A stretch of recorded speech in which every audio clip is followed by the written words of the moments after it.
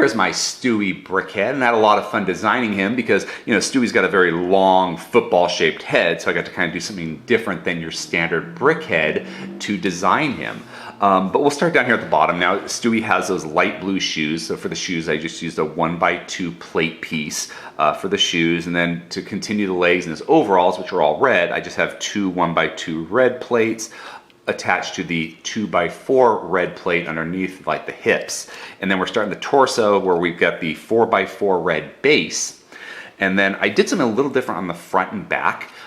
For the front, I did two 1x4 plates and then a 1x2 plate in the center and then a 1x2 brick, yellow brick in the center to create that yellow shirt. And the reason I did that was because on the sides here, once I've got the 1x4 plates, I put a 1x1 brick with a side stud to put his buttons on. And if I did it all the way up here with just three 1x4 plates, the buttons were too high and it looked like he was like touching his chin. I didn't like the effect. So what I did was I did the two 1x4 plates, the 1x1 brick with the side stud, and then one 1x1 plate up here to give it that space. So I really like that look. And now for the back, I did a little different for two reasons. One, whenever I think of overalls, they've got kind of more of the shirt or undershirt exposed in the front than the back. But also, as a builder, I wanted you to see what one full brick would look like in yellow versus only two yellow plates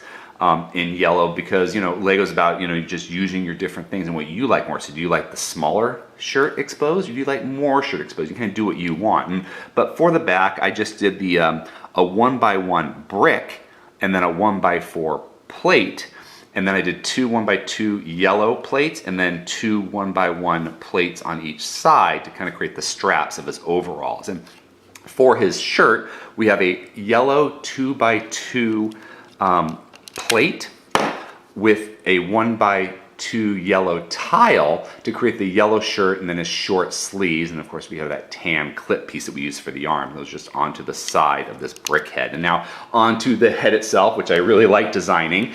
As you can see, it's wider. It's actually twice as wide as a normal brick head. So while a normal brick head is 4 studs across, this is 8 studs across, but I kept the width. So it's 8 and 4.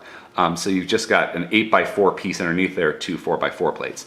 And then underneath it, the way I did that structure, let's get into his brain here and his skeleton, is on the top layer here, you can see I've got one of like those BrickHead 1x2x4 pieces. And there's one here, 1, 2, 3, 4 across, one here, and then 4 across. And then underneath, on the bottom, it's the opposite. We've got 2 and 2, or 2, 3, 2. And because of all the tan pieces, it really doesn't matter which order they're in because it's fully covered.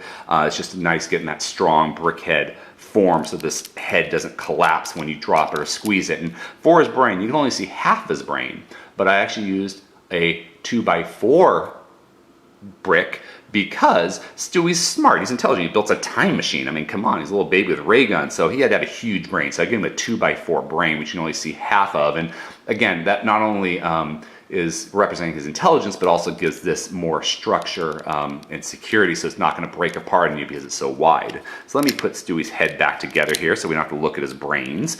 And on the front of his face, what I did was a little bit different than BrickHeadz, because normally you'd have the two eyes kind of like right there with a 1x4 tile piece with the 4 ends. But if you did that, the eyes just weren't right.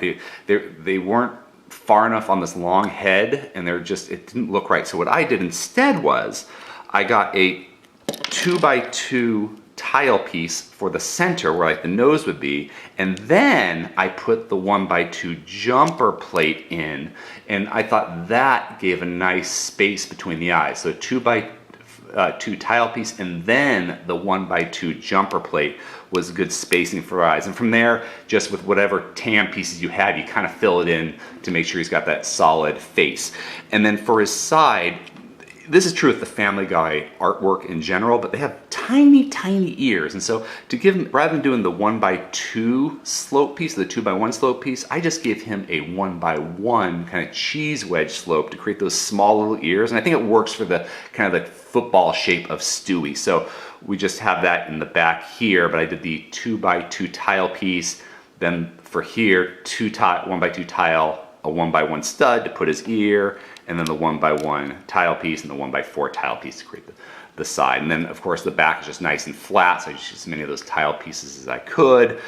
And then the top of his hair, those strands of hair that go on Stewie's head, which again, going with the football theme, kind of look like laces to a football.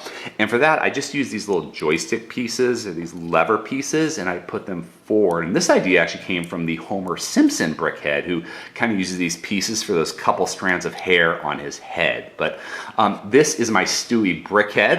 I hope you like it. I really enjoyed creating it and sharing this design with you. If you enjoyed this video, please subscribe or check out some of our other videos. Until next time, let's keep building together.